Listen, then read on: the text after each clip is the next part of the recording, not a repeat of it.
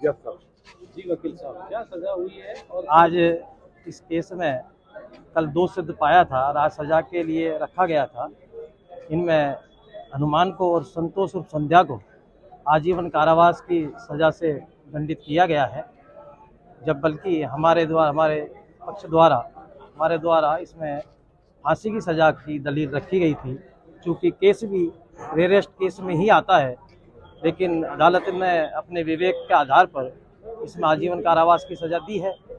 अदालत के सम्मान करते हैं जजमेंट का, क्योंकि केस में फांसी होनी चाहिए थी। इस बाबत हम हाईकोर्ट में भी कानून में जो चाराजोई हमारे पक्ष के लिए है, उसके लिए आगे लड़ाई लड़ेंगे और जाएंगे, और हाईकोर्ट में भी अपना पक्ष रखेंगे कि इनको फांसी की सज़ा से दंडित किया जाए। अब जजमेंट की कॉपी लेने के बाद में ही इस बारे में तो पढ़ने से पता लगेगा कि आखिर अधीनस्थ न्यायालय द्वारा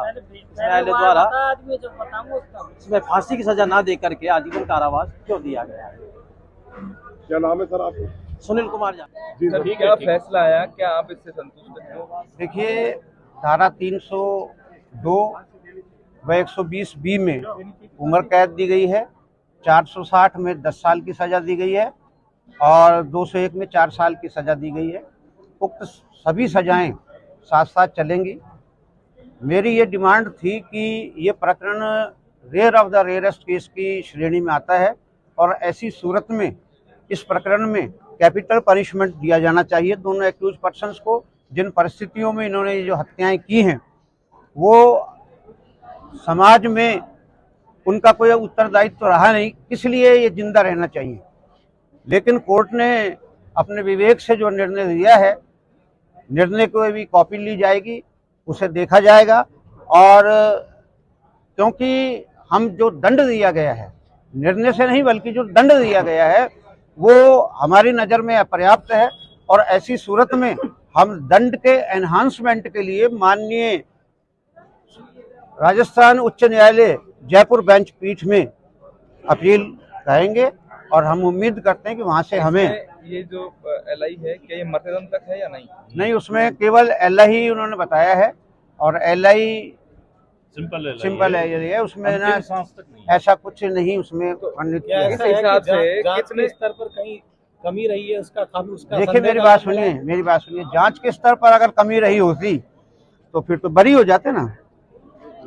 सर, क्या फैसला आया, क्या आप इससे संतुष्ट हैं? देखिए, धारा 302 व 120B में उम्र कैद दी गई है, 460 में 10 साल की सजा दी गई है और 201 में 4 साल की सजा दी गई है।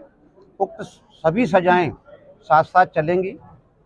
मेरी ये डिमांड थी कि ये प्रकरण rare of the rarest case की श्रेणी में आता है और ऐसी सूरत में इस प्रकरण में कैपिटल पनिशमेंट दिया जाना चाहिए दोनों एक्यूज पर्सन्स को। जिन परिस्थितियों में इन्होंने ये जो हत्याएं की हैं, वो समाज में उनका कोई उत्तरदायित्व तो रहा नहीं, इसलिए ये जिंदा रहना चाहिए। लेकिन कोर्ट ने अपने विवेक से जो निर्णय दिया है, निर्णय को भी कॉपी ली जाएगी, उसे देखा जाएगा।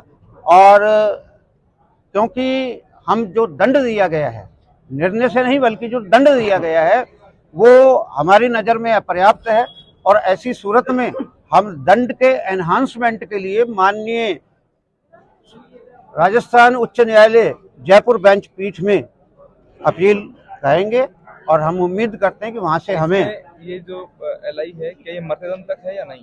नहीं, उसमें केवल LI ही उन्होंने बताया है और LI सिंपल है, उसमें ना ऐसा कुछ नहीं उसमें वर्णित किया है। इस हिसाब से कितने स्तर पर कहीं कमी रही है उसका देखिए, मेरी बात सुनिए, जांच के स्तर पर अगर कमी रही होती तो फिर तो बरी हो जाते ना।